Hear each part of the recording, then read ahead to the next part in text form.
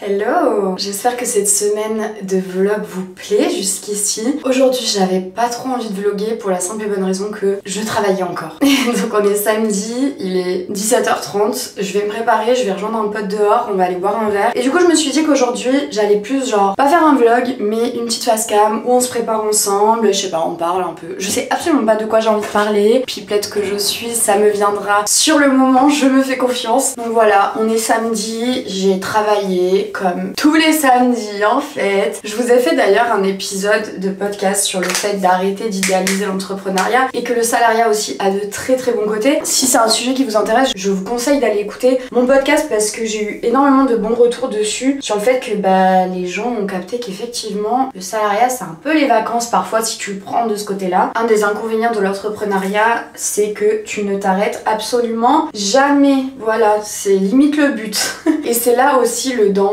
de ok, c'est super bien de vivre de quelque chose que tu aimes, mais en fait quand tu aimes, t'as moins de limites en fait. Quand tu fais les choses avec passion, forcément t'as moins envie d'arrêter, t'as moins envie de faire des pauses, t'as moins envie de tout ça, et au final du coup tu prends moins de temps pour toi et tu rentres dans un engrenage où t'as pas de limite entre le travail et ta vie perso. J'ai peur que ça résonne.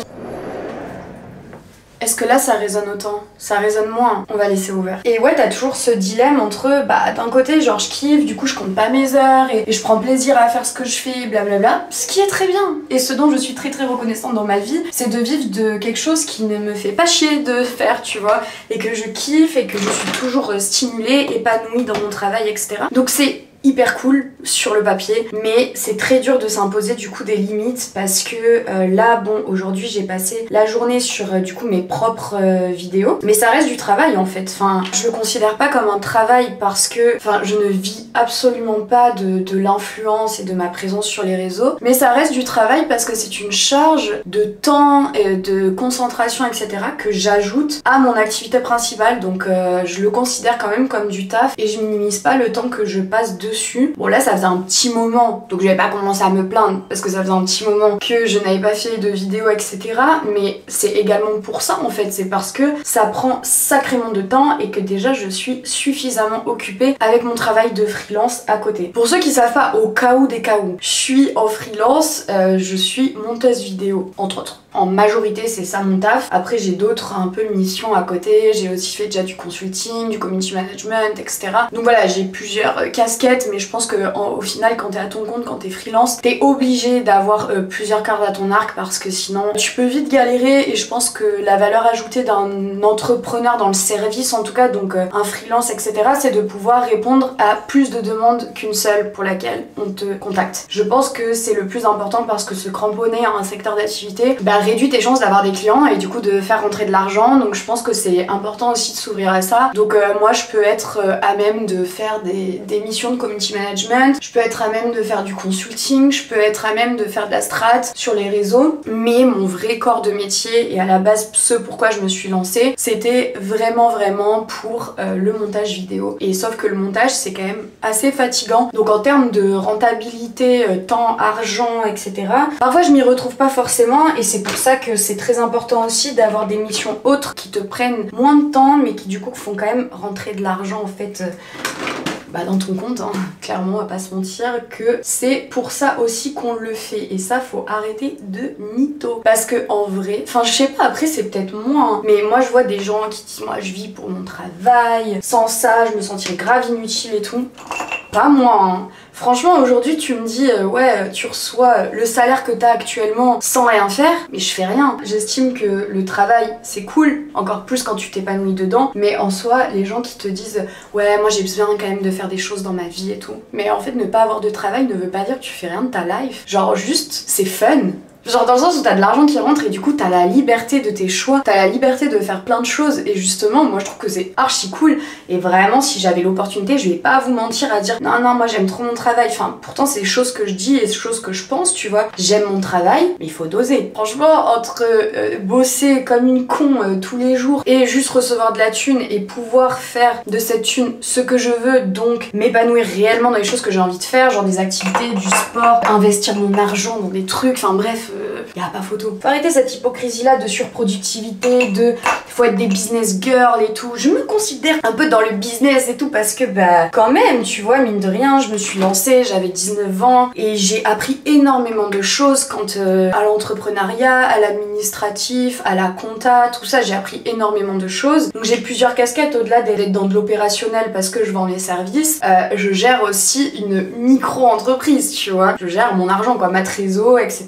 Je gère l'envoi de devis, de factures. Aujourd'hui, je sais comment on édite un devis, etc. Quand je me suis lancée, j'étais en mode allô internet, aidez-moi, tu vois. Donc au final, moi, je kiffe tout ça et je me sens grave à ma place et je pense que même, en vrai, pas tant parce que je pense que ma place, elle serait dans le lead. J'adore lead, je suis assez autoritaire et c'est un truc que dans ma vie, j'aimerais, je sais pas, gérer une équipe, gérer des projets mais de manière beaucoup plus reculée et avec des responsabilités, tu vois, pas juste être dans l'opérationnel et vendre mes services. Ok, dans l'âme, j'aime le business, j'aime travailler, enfin surtout au vu du travail que je fais aujourd'hui, bah c'est nice, tu vois, je kiffe, mais faut arrêter de se mentir.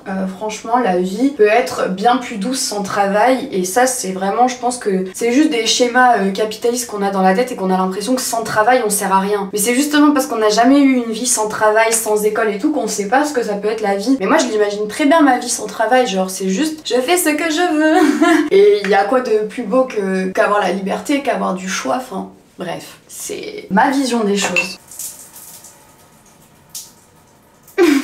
Ma douche elle fait pipi. Voilà, je me fais un petit make-up en vitesse. Je sais absolument pas ce que je veux faire de mes cheveux. Ils sont tout pourris. Est-ce que vous voyez ou pas? Je sais pas, mais ils sont tout pourris. Là faut que j'aille vraiment chez le coiffeur, couper les pointes. Alors ils ont grave poussé, je suis fière d'eux et tout, mais je suis pas fière de moi parce que j'en prends vraiment pas soin. En vrai je suis trop une flemmarde et ma nature de cheveux me saoule. Je suis à deux doigts de faire un lissage pour être tranquille parce que vraiment j'en peux plus. En vrai je les tue tellement avec la chaleur que parfois je me dis mais fais un lissage et t'as tout le monde qui dit non mais ça va dénaturer ta nature. J'aime pas ma nature, je m'en fiche qu'elle soit dénaturée, qu'elle soit dénaturée ma belle. Genre si ça c'est ma nature de cheveux, moi je prends lisse, baguette, pas d'ennui au quotidien.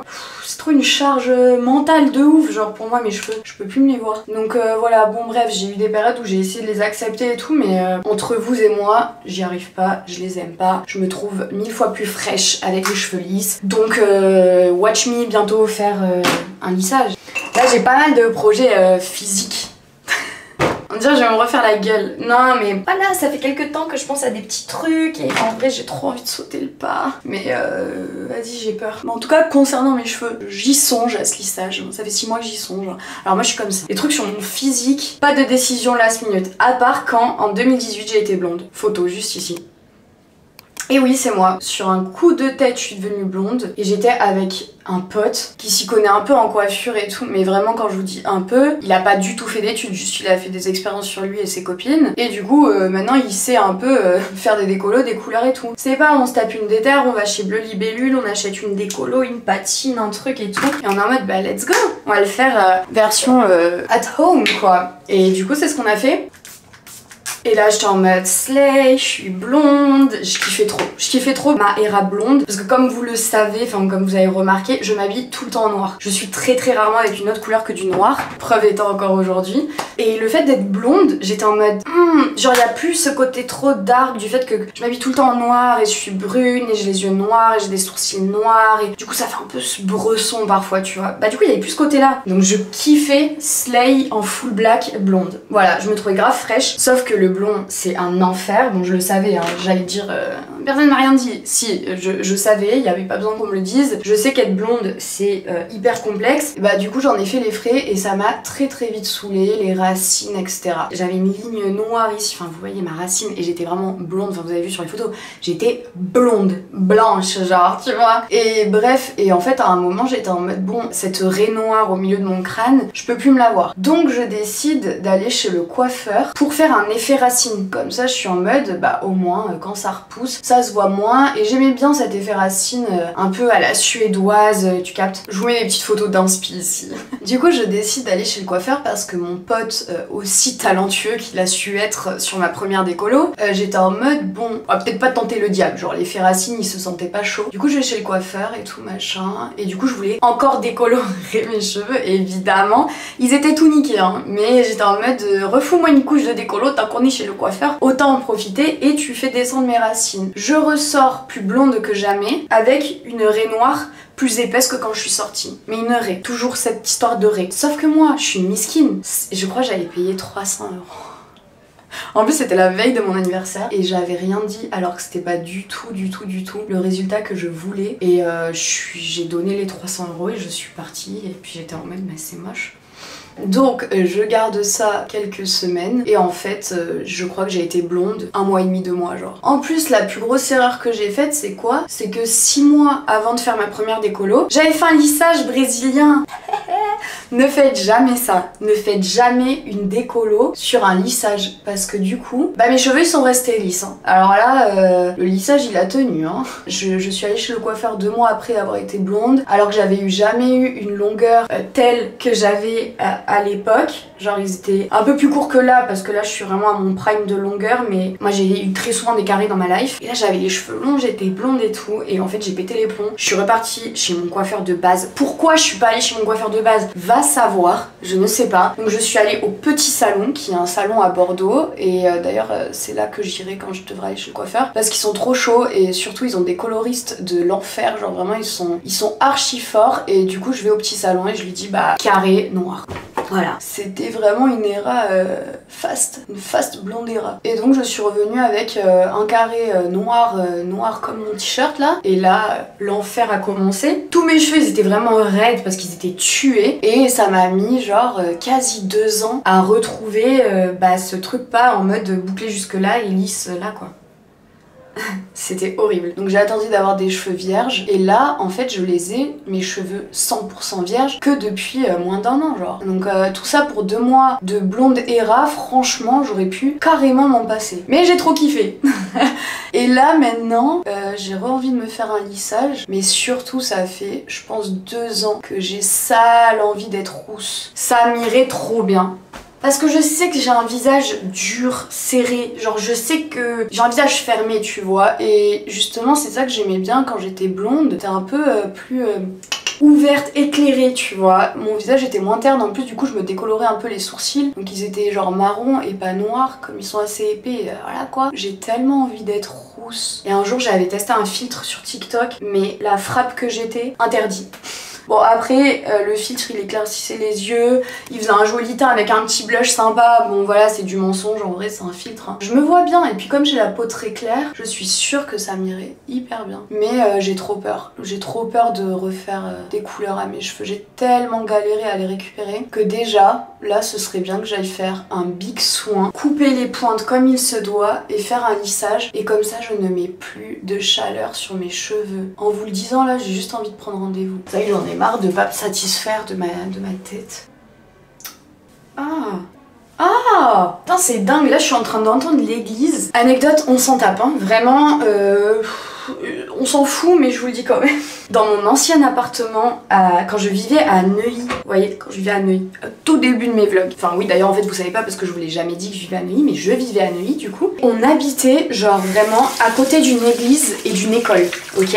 Et du coup on entendait soit la sonnerie de l'école, on entendait aussi les gamins jouer dans la cour évidemment, soit on entendait le clocher de l'église. Ensuite j'ai déménagé dans le 19e, donc là mon dernier appartement sur Paris j'étais dans le 19e, juste à côté d'une école, donc j'entendais les gamins crier tous les matins, voilà, alors que ça nous saoulait déjà bien suffisamment à Neuilly. Et là maintenant, j'habite à côté d'une église, donc en fait moi je peux pas avoir un appartement sans église ou sans école où je comprends pas en fait, je comprends pas. Ah ouais, je vous ai jamais raconté. En gros ça fait genre, allez je dirais 1 mois que je cherche un appartement sur Bordeaux genre, et j'ai fait ma première visite. Les gars, une pépite. Je dis pas que c'est plus une pépite que lui, c'est juste que c'est pas le même prix. Genre lui il est beaucoup plus cher que celui que j'avais visité et pour la pépite qu'il était, c'était une dinguerie. Donc bref, je visite cet appartement et c'était vraiment le premier que j'avais visité. Et en plus ça s'est fait comment? C'est que je cale ça comme ça, c'est un petit secret entre vous. Mais l'autre truc physique auquel je pense c'est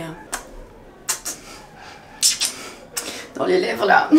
Donc je rentrais de Paris, j'avais passé quelques jours à Paris et donc évidemment pendant que j'étais sur Paris avec ma pote Léa, on regardait les annonces, etc. On voyait pas grand chose et tout, mais bon, je postule à quelques appartements et tout ça. Et je suis dans le train et on m'appelle pour organiser une visite sur un appart du coup pour lequel j'avais postulé. Et j'étais en mode ok vas-y bah let's go, on fait la visite demain, mais du coup j'étais dans le train, je devais rentrer à Lacanau. Sauf que quand je prends le train, bah du coup mon train il s'arrête à Bordeaux, enfin vous avez capté. Et du coup j'étais en mode bon bah je reste sur Bordeaux quoi, tant pis je vais dormir chez ma meilleure pote, je vais pas rentrer à Lacanau direct, comme ça demain j'assure la visite tu vois. Donc ok c'est ça le plan et en fait le matin je me réveille et la meuf me dit bon bah en fait on a eu une visite et les gens se sont positionnés dessus donc bah voilà il est plus sur le marché quoi. J'étais en mode girl je suis restée pour rien quoi. Ok j'ai capté. Bon heureusement j'étais chez ma meilleure amie, ça va, il y a pire comme moment, mais j'étais saoulée quoi. J'étais là oh tu m'as vendu du rêve pour rien, bref. Et en vrai c'était pas genre un big coup de cœur non plus tu vois. Et en gros le plan c'était que ma mère m'accompagne à cette visite donc ben en fait elle me rejoint à Bordeaux et je lui dis bon ben y a pas de visite quoi. Du coup on prend la voiture. Bordeaux-Lacanau c'est à 1 heure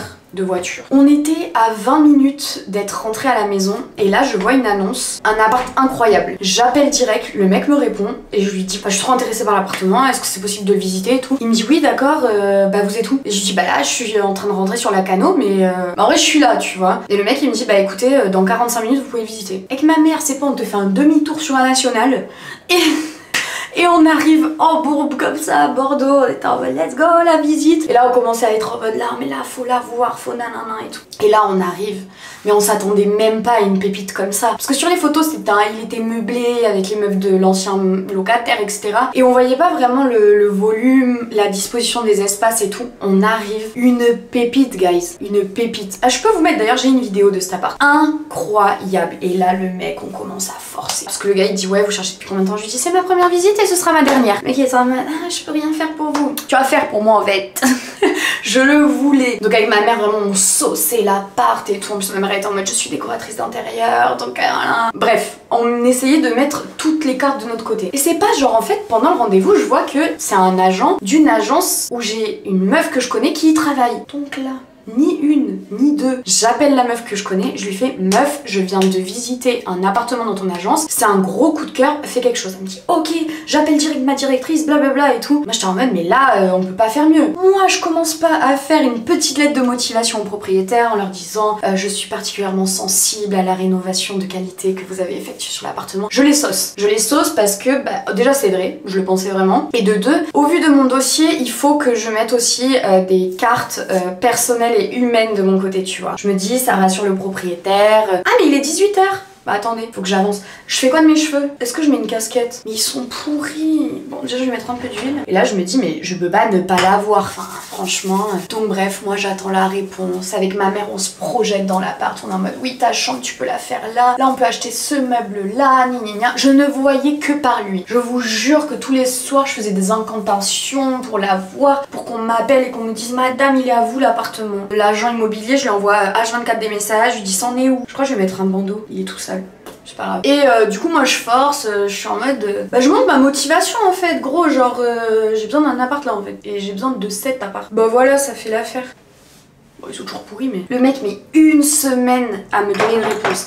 Et pourquoi j'étais impatiente? Parce que le gars m'avait dit les propriétaires sont super rapides dans leur prise de décision. Que nenni, j'ai bien patienté comme une bouffonne. Et pour me dire que bah ils ont choisi quelqu'un d'autre. Voilà, c'est la fin de mon histoire et là je vous jure que j'étais en mode bah je perds espoir alors que meuf tu as fait qu'une seule visite. Mais je savais qu'à ce prix là et tout j'aurais pas trouvé mieux et ce qui est le cas d'ailleurs. Voilà pour mon histoire d'appartement rocambolesque. On va s'habiller. Désolée hein il y a mieux comme plan mais bon c'est comme ça. Je pense que je vais mettre cette veste. Ouh là là. Bah ça m'a grave démotivée. J'étais en mode non mais en fait moi je voulais lui ou rien. Voilà. Et du coup après je sais pas j'étais démotivée et je sais plus pourquoi j'ai commencé à vous raconter ça. D'où ça venait? Je sais pas. Martin il va me tuer, faut que je me dépêche. Heureusement j'habite à 10 mètres de là où il m'a dit de le rejoindre. Genre il me donne un nom d'un bar et je dis oui vas-y mais je connais pas. Il me dit bah c'est à 10 mètres de chez toi, j'étais en mode ça me va. Ça fait du bien une vidéo où je suis apprêtée. C'est rare sur ma chaîne. Je m'apprête tellement jamais quand je suis chez moi, je me maquille jamais si je sors pas. Je me mets jamais genre un jean, Non, je m'apprête que si je sors. Je fais juste le minimum syndical, skincare, lavage de dents 3 fois par jour et douche quoi. Mais sinon, à quoi bon? Ma vie en jogging en fait. Je vais vous demander votre avis. C'est une jolie vanne parce que ça peut pas être le cas. Je mets quel sac? Diesel ou LV? Bah diesel non. Ouais, diesel j'aime bien. Ça m'arrange pas parce qu'il est tout petit. Qu'est-ce que j'ai besoin? Dans mon sac, j'ai toujours genre 1 milliard de crayons, de gloss, de baume à lèvres pour faire mes lèvres du coup. Alors que je prends toujours le même et ça me prend une place folle dans mon sac et à chaque fois je suis en mode ah j'ai trop de trucs dans mon sac. Bah oui mais qui t'a demandé en fait de prendre autant de choses pour faire ton contour des lèvres? Personne. Bon je vais laisser mon appart un peu en bordel. Personne ne dira rien hein. Du coup c'est l'outfit. J'ai mis une veste Zara, un jean Zara, on voit pas. Un jean Zara, comme ça. Ça va, je suis assez loin. On dirait un petit Playmobil. Et mes Yeezy comme ça. Voilà! Je suis belle! Je suis la personne qui me sauce le plus. Parce que qui d'autre en fait, à part soi-même. Bon les gars, moi j'y vais. J'espère que cette vidéo vous a plu et que cette semaine de vlog vous a plu. J'étais archi contente de vous retrouver sous ce format. Moi je vous dis à très bientôt. Je ne sais absolument pas à l'heure d'aujourd'hui comment vous avez reçu les vidéos, comment vous truc, mais on va dire que je vous remercie d'avance pour l'accueil que vous avez fait aux vidéos. On va manifester un truc cool donc et je pense que vous serez contents donc je n'ai pas trop de soucis à me faire. Merci d'être là malgré mes absences et mon irrégularité, mais je pense toujours à vous. Preuve étant. Et moi je vous dis à très bientôt et je vous fais de gros bisous.